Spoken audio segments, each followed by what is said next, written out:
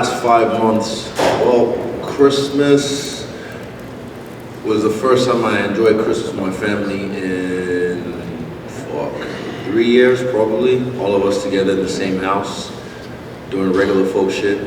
And New Year's, I actually enjoyed it, go crazy. Still working, getting stronger, but like, kind of like unsubscribe from all the fight shit, you know. But yeah, from then on, I've just been working. I've always been working. Never really took my foot off the gas, but I just, you know, let my hair down a little bit. You feel like that was necessary? I mean, we hear a lot about, right, like the pressure of being a champion and all it entails. There's always pressure, bro. There's always pressure. I'm Israel Adesanya. There's always pressure on me. But yeah, I still don't, I mean, I don't feel that, oh, the pressure is off my shoulders or anything. There's more pressure on me now, you know, because I'm me. I'm not him, I am me. So yeah, there's always gonna be that. But again, like I said, since my debut, pressure makes diamonds, and I'm gonna shine. Nice. What do you take out of the last fight, right? Because it was a great performance from you, except for one moment, and that's what changes the result. So how do you break down a fight like that, you know, knowing that there were good things, but you still didn't get what you wanted? How do I break down a fight like that? I know what works for me. I know how I can beat this guy. I know every time I fight this guy, I'm dominating him, I'm beating him, and then he has this special ability to recover and put his foot on the gas. So I have to find a way to take him out of the driver's seat, which I will. We think of you as a very mentally strong person, right? But this guy has been following you in your career. I mean, does this guy bother you? Is he annoying to you, or you know? It doesn't bother me. It doesn't annoy me. I focus on me. I don't focus on anyone else. You know, when it's time to fight, I focus on who's in front of me. Most times, I'm always peeking around the corner. Even you guys know I set up my next fight sometimes, on the slide. But this time, I have no idea what's next. I haven't even looked around the corner. I just had my targets, my sights right on this guy, dead between the eyes. Last thing for me, you just said it, you don't know what's next, but I think a lot of people are asking, you beat him, do you got to beat him again? Do you want to beat him twice in a row? Actually, the same thing. I don't know what's next. I focus straight on this fight, everything on this fight. I've put everything. Anything that doesn't help with this fight, the last 4 months or whatever it's been, I've cut it out. I've removed it. Yeah, everything has been focused strictly on this fight. Yeah, Israel right here. On your vlog, you had said that you feel better. You felt like better than you normally do at certain parts of this week, and you were ready to go like maybe Monday, Tuesday, whatever. When you still had all this media. So what did you attribute that to? Like you just felt better than you did normally so earlier in the week? Preparation. My body's ready to go. My body's already dropping weight. My body's already dropping weight like an excited dog outside the dog park in the car. So I have to kind of tell it to chill, stay, heal. We'll release soon, and soon I'll be unleashed. In Perth, when you were the guest fighter backstage, I asked like, because every your past few fight weeks, you had this theme that you said, like you were obviously you had the Jigsaw theme, the Undertaker theme. You said you'll know closer to the fight what your theme of this week would be. Have you thought of anything like that? Theme.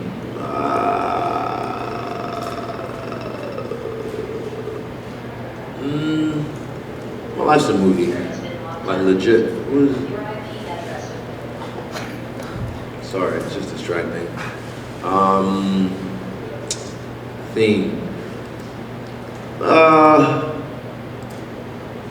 Honestly, I'm the hunter now. I've just been hunting, like in every sense of the word, and I'll make sure, like when it's time to fight, I'll hunt him down. Like I said, my target's straight on him, nothing else. Anything else, not even him after this, I don't care. I'm focused on right now. You also shared a video of that promo package of The Rock and Stone Cold on Twitter. Are you viewing you and Alex as like that type of rivalry? No, not really. I just, me and my boys were just talking. We've been watching a lot of WWE stuff at the house, and I was like, oh yeah, that was that My Way highlight, one of the greatest highlights ever. And then I saw that bit, and I remember like what The Rock said, you know, the way he said to Stone Cold, everything I'm gonna put, I felt that. So that's why I shared that, and also it's fucking dope track, dope highlights. So yeah, and it was WrestleMania weekend, so it was a nice little homage to the merger. Yeah. Well, I was gonna ask about that. What do you think of Endeavor buying a majority stake in the WWE, and now that it's kind of a package with the UFC right now? I like it. Easy. Going back to that Rock Stone Cold trailer, do you view yourself and Alex as that sort of rivalry? Is this that rivalry in your career that you've sort of been waiting for, your nemesis, this guy that you can go back and forth with over and over? I've had a couple, but none like this. This is probably the greatest storyline in MMA history, and it's coming. Okay, it's coming. It's probably one of, if not the greatest storyline in MMA history. And not many people get the opportunity to show how great they are, to rise to the occasion when all the odds are stacked against them, when people have counted them out. And for me, this fight, I feel like the underdog. I feel like everyone was counting me out. I feel like, because of the results of the last fight, people were just like, goldfish memories. They forgot what I've done in this game. They forgot who I am. And it's time to remind people how great I am. Tell us, in your mind, why this is the greatest rivalry in MMA history. It's spanned it's spanned across years, across 2 different combat codes, spanned across different countries. The history of matchups between me and Alex. Even in the way that in his head, he's the protagonist. In my view, my POV, I'm player 1, I'm the protagonist, he's the antagonist. And I'm just doing so much better in life. And he kept on trying to chase what he already had. And then he got to this point. I made it easy for him to get to the title. I didn't make it easy for him to get the title, but to get to the title, I made it easy for him because he already had that win over me in kickboxing. So he dodged all the gauntlet like I didn't dodge the gauntlet. I went through every different style you could to get to this point.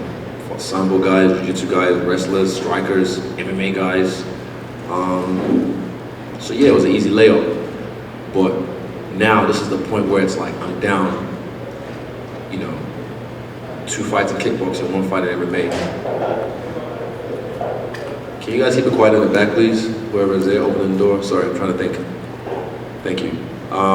So yeah, I'm down 3. And then this is like, in every movie that with 1 shot, it's my Eminem moment, my 8 Mile moment, You get 1 shot, you don't miss your chance to blow. This opportunity comes once in a lifetime.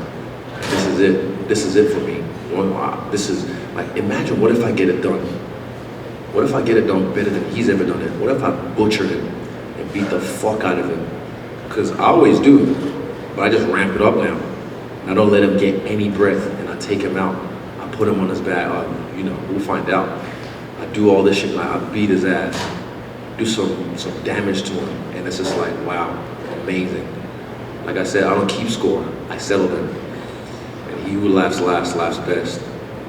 Last one for me. I know you're a guy who likes to show appreciation and love to people that you think are talented. You're sharing a card with Adrian Yanez, a guy I know that you really appreciate his skill. That's the fight I'm looking forward to, apart from mine the most. Adrian Yanez, I just saw him in the bathroom before. That guy, I got so much love for his style, so much respect for him as a person, for his coach, Doug Jitsu, Eve Edwards.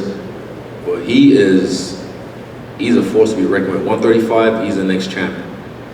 Respect to everybody else in the game, but I feel like shout out to Rob Font as well. Rob Font's a veteran of this game, a hell of a fighter. It's a big test for him. But Adrian Yanez is that dude. I didn't even know he was a black belt. I thought he was just a striker. Well, he's a black belt in jiu-jitsu. I'm like, fuck. And we haven't even seen much of that yet, but he's just butchering everyone on the feet with his hands and his kicks.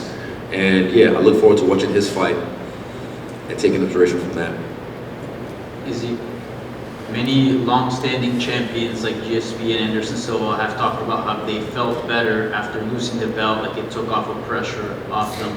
I'm wondering if you experienced anything similar, almost like a relief of kind of losing that championship pressure? No. And you mentioned how obviously you're focused on Pereira here and you're out to beat him. Do you almost expect an immediate trilogy bout if you do beat him? Because I mean, as you mentioned, the storyline's there and it'd be 1-1 in mixed martial arts? Nope. So you think you beat him and it's done? I don't know what's happening after this fight. I'm focused fully on this fight. And you mentioned on your YouTube channel that this is your last shot. I'm wondering, what exactly did you mean by that? Did you mean like in the division, at Pereira, or in your career as a whole? What did you mean by the last shot? At Pereira, I'm going to get this done worse than he ever has. And in that fight, we saw that you had a lot of success in the wrestling in the first fight. I'm wondering, how do you shape the game plan around? Because this is not kickboxing anymore, right? This is mixed martial arts. Is the wrestling an area that you're thinking about exploiting with Saturday? Maybe. Thank you. Israel, Thank you. To your left. To your left over here. You're next. So, you know, you mentioned earlier, you know, people forgetting things about you and Alex, that you've been beating his ass, for lack of a better term, majority of the fight. I think a lot of people forget. I mean, first round, he might have been 10 seconds away from winning the fight in the first 3 round. seconds, one shot. Yeah, and so I'm just kind of curious, you know, obviously progressively in that fight you ended up losing, but I'm just kind of curious, like, what do you take from the fact that you were 3 seconds away from winning, and how can you capitalize that? That's in the past. That doesn't really come into my mind frame. I just know I've heard this guy. He knows. He might try and bullshit and whatever. He's not. I don't have to try and intimidate. He doesn't get intimidated. Neither do I. I fear no man that walks this earth. But yeah, that's in the past. This is now, and he knows how dangerous I am. He knows I'm not an easy fight. He knows he's gonna have to go through fire. He's gonna have to go through fire. I'm gonna make him fight for his life in this fight. But this is. I said say less, do more, but we're here. You put a mic in front of me. You expect me to talk. I'm over all this shit. I really just want to fight. But you guys want some words? I'll give you words. I'm gonna make him fight for his life. It's not no trash talk. It's not no bullshit. I'm here to fight. I'm ready to go. I can weigh in probably tomorrow. If you make me, I'll weigh in tomorrow and we can fight. But right now, I'm just over the trash talk, all the speaking. I just want to fight. Perfect. And then, yeah, you made a mention earlier that you feel like the underdog in this fight. And I asked you before the fight in Madison Square Garden, your take on being a favorite. You said that you should be the underdog. And I'm just curious, do you embrace it? I mean, you said earlier the Hunter thing. Do you embrace this? Do you like this spot that you're in? Yes.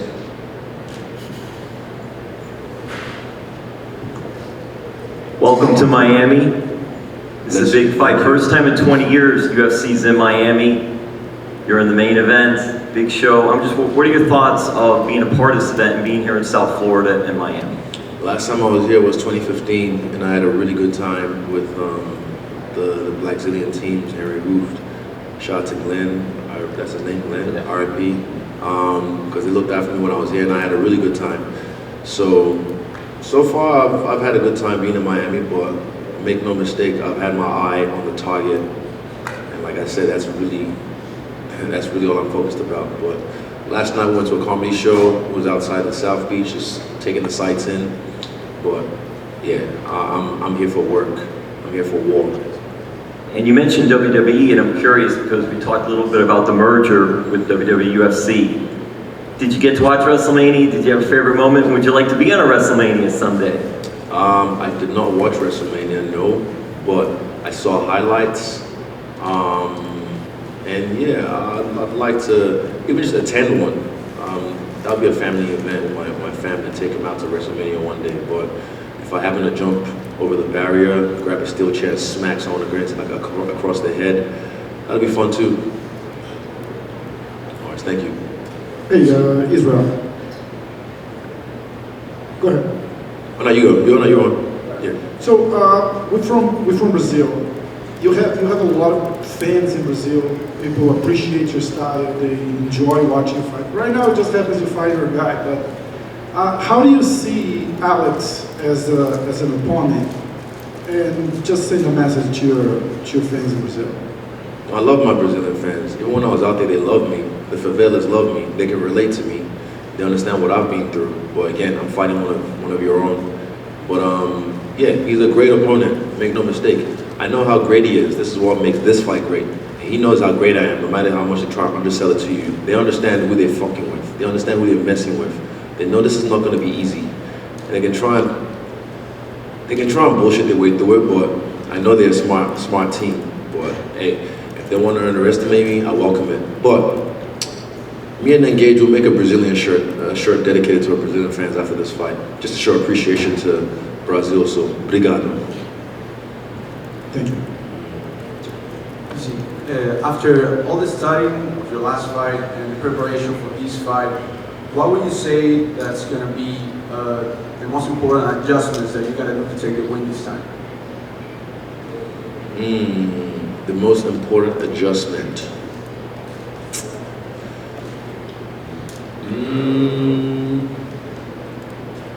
Don't give him a chance to breathe.